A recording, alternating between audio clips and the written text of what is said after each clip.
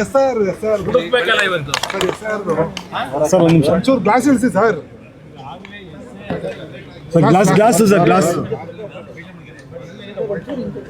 ಒಂಚೂರು ಗ್ಲಾಸ್ ಈಗ SIR ಮೇಲೆ ಯಾವುದೇ ರೀತಿಯಾದಂತ ಆಕ್ಷನ್ ತಗೊಂಡಿಲ್ಲ ಸರ್. ಮಂದಿರ ಮಸೀದಿಗಳು ಚೌಕಿಗಳು ಎಲ್ಲಾ ಕಡೆ ಮಾಡ್ತಾ ಇದ್ದಾರೆ ಸರ್. ಏನ್ ಸರ್ ಇವಾಗ ಕರ್ನಾಟಕದಲ್ಲಿ ನಡೀತಾ ಇರತಕ್ಕಂಥ ಈ ಮತದಾರರ ಪರಿಷ್ಕರಣೆ ಏನಿದೆ ಇದರಲ್ಲಿ ಯಾವುದೇ ರೀತಿ ಅರ್ಥ ಇಲ್ಲ. ಈಗಾಗಲೇ ಇಲ್ಲಿಯ ರಾಜ್ಯದ ಚುನಾವಣಾ ಆಯುಕ್ತರು ಹೇಳ್ತಕ್ಕಂಥದ್ದು ಕೇಂದ್ರದ ಚುನಾವಣಾ ಆಯುಕ್ತರಿಗೆ ಕಳಿಸಿದ್ದೇವೆ, ಅಲ್ಲಿಂದ ಏನು ಡೈರೆಕ್ಷನ್ ಕೊಡ್ತಾರೆ ಅದರ ಮೇಲೆ ಕ್ರಮ ತೆಗೆದುಕೊಳ್ಳಿಕ್ಕೆ ನಾವು ಪ್ರಯತ್ನ ಪಡ್ತೀನಿ ಅಂತ ಹೇಳಿದ್ದಾರೆ. ಒಂದು ಕಡೆ ಈಗ ಆಗಿರತಕ್ಕಂಥ ಪ್ರಕ್ರಿಯೆಯನ್ನು ಸಂಪೂರ್ಣವಾಗಿ ರದ್ದುಗೊಳಿಸಬೇಕು ಅಂತಕ್ಕಂಥದ್ದು ನಮ್ಮ ಒಂದು ಆಗ್ರಹ ಇದೆ. ನಾನು ಸಾಧ್ಯ ಆದರೆ ನಾಡಿದ್ದು ಡೆಲ್ಲಿಗೆ ಹೋಗ್ತೀನಿ. ಹೋದಾಗ ನಮ್ಮ ಚುನಾವಣಾ ಆಯುಕ್ತರನ್ನ ಭೇಟಿ ಮಾಡಿ ಇಲ್ಲಿ ನಡೆದಿರ್ತಕ್ಕಂಥ ಎಲ್ಲ ಘಟನೆಯನ್ನು ಅವ್ರ ಮುಂದೆ ಇಟ್ಟು ಈ ಪ್ರಕ್ರಿಯೆ ನಿಲ್ಲಿಸಿ ಒಂದು ಟ್ರಾನ್ಸ್ಪರೆನ್ಸಿನಲ್ಲಿ ಈ ಒಂದು ಮತದಾರರ ಪರಿಷ್ಕರಣೆ ಆಗ್ತಕ್ಕಂಥದ್ದಕ್ಕೆ ನಾನು ಅವ್ರಿಗೆ ಮನವಿ ಮಾಡ್ತೀನಿ. ಕೇಂದ್ರ ನಾಯಕರ ಜೊತೆಗೆ ಮಾತಾಡೋದು ಸರ್, ಅಮಿತ್ ಶಾ ಇದು ಕೇಂದ್ರದ ನಾಯಕರಿಗಿಂತ ಹೆಚ್ಚಾಗಿ ಚುನಾವಣಾ ಆಯುಕ್ತರು ಮಾಡಬೇಕಾದಂಥ ತೀರ್ಮಾನ, ಸರ್ಕಾರ ಮಾಡೋ ತೀರ್ಮಾನ ಅಲ್ಲ. ಅದರಿಂದ ಚುನಾವಣಾ ಆಯುಕ್ತರಿಗೆ ಚರ್ಚೆ ಮಾಡ್ತೀನಿ. ರಾಜ್ಯ ಸರ್ಕಾರ ಇಲ್ಲಿವರೆಗೂ ಯಾವುದೇ ರೀತಿಯಾದಂದ್ರೆ ರಿಯಾಕ್ಷನ್ ಇಲ್ಲವಲ್ಲ. ಆ ಕಾಂಗ್ರೆಸ್ ಅಧ್ಯಕ್ಷರು ಎಲ್ಲೋದ್ರೂ ಗೊತ್ತಿಲ್ಲ, ದಿನ ಕಾಮೆಂಟ್ಸ್ ಮಾಡೋರು, ಗೃಹ ಸಚಿವರು ದಿನ ಕಾಮೆಂಟ್ಸ್ ಮಾಡೋರು ಎಲ್ಲದಕ್ಕೂ. ಇದಕ್ಕೇನು ಹೇಳ್ತಾರೆ?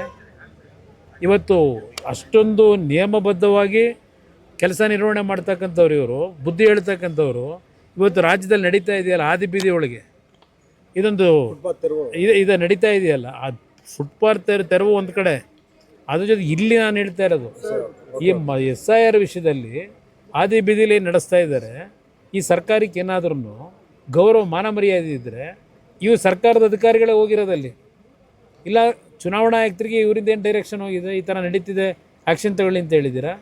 ಪ್ರತಿಯೊಂದಕ್ಕೂ ಹೇಳ್ತಕ್ಕಂಥವ್ರು ಬೀದಿ ಬದಿ ವ್ಯಾಪಾರಿಗಳದು ಸುಪ್ರೀಂ ಕೋರ್ಟ್ ಆದೇಶ ಇದೆಲ್ಲ ಒಪ್ಕೊಳ್ಳೋಣ, ಆದರೆ ಅವರನ್ನು ಅಷ್ಟೊಂದು ಲಕ್ಷಾಂತರ ಕುಟುಂಬಗಳು ಇವತ್ತು ಆ ಪ್ರತಿನಿತ್ಯ ಬೀದಿನಲ್ಲಿ ವ್ಯಾಪಾರ ಮಾಡ್ಕೊಂಡೇ ಬದುಕ್ತಾ ಇರ್ತಕ್ಕಂಥವ್ರು.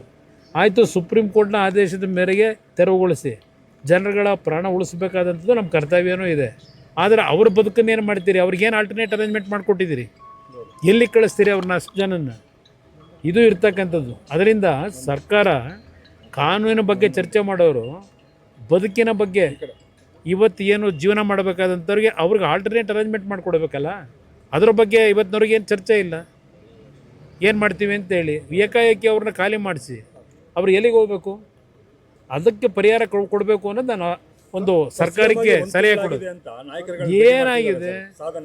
ಏನು ಯಾವ ಸಾಧನೆ ಆಗಿದೆ? ಸಾಧನೆ ಏನು ಮಾಡವ್ರೆ? ಬರೀ ಘೋಷಣೆಗಳು ಯಾವುದು ಇಂಪ್ಲಿಮೆಂಟ್ ಆಗಿದೆ? 76,000 ಉದ್ಯೋಗ ಅಲ್ವಾ? ಅದ್ರ ಪ್ರಕ್ರಿಯೆ ಎಲ್ಲಿಗೆ ಬಂದು ನಿಂತಿದೆ ಅಂತ ಹೇಳಿದ್ದಾರೆ ಏನಾದರೂ ನಿಮಗೆ? ಇಲ್ಲ ಜನಕ್ಕೆ ಏನಾದರೂ ತಿಳಿಸೋರ? ಘೋಷಣೆಗಳಾಗಿದೆ. ಯಾವ ಕೆಲಸ ಇವತ್ತು ಈ ಸರ್ಕಾರದಲ್ಲಿ ಒಂದು ತಿಂಗಳಿನಲ್ಲಿ ಇಂಪ್ಲಿಮೆಂಟ್ ಆಗಿರೋದು ಹೇಳಿ? ಭಾರತ್ ಜೋಡೋ ಅದೆಂಥದ್ದು ಅವ್ರ ಕಾರ್ಯಕರ್ತರಿಗೆ 10 ಲಕ್ಷ ಕೊಡ್ತಾರಂತೆ ಒಂದು ಪಂಚಾಯತಿಗೆ. ಘೋಷಣೆ ಆಗಿದೆ. ಸರ್ಕಾರದಲ್ಲಿ ದುಡ್ಡಿಲ್ಲದೆ ಸರ್ಕಾರದವರು ಜನಗಳ ಜನಗಳ ಜೋಬು ಕೈಯಾಗಿ ಪಿಕ್ ಪ್ಯಾಕೆಟ್ ಮಾಡೋದು ಹೆಂಗೆ ಅಂತ ಪ್ರತಿಯೊಂದರಲ್ಲೂ ಯೋಚನೆ ಮಾಡ್ಕೊಂಡು ಕೂತಿರೋರು ಇವರು ಇದೆಲ್ಲ ಕಾರ್ಯಕ್ರಮ ಅನುಷ್ಠಾನಕ್ಕೆ ತರ್ತಾರೆ. ದೊಡ್ಡ ದೊಡ್ಡ ಕಾರ್ಯಕ್ರಮಗಳು ಏನಾದರೂ ಇದ್ದರೆ, ದುಡ್ಡು ಹೊಡೆಯೋ ಕಾರ್ಯಕ್ರಮ ಇದ್ದರೆ ಅವಕ್ಕೆ ಫೌಂಡೇಶನ್ ಹಾಕೊಂಡು ಹೊರಟವ್ರೆ ಅಷ್ಟೇ.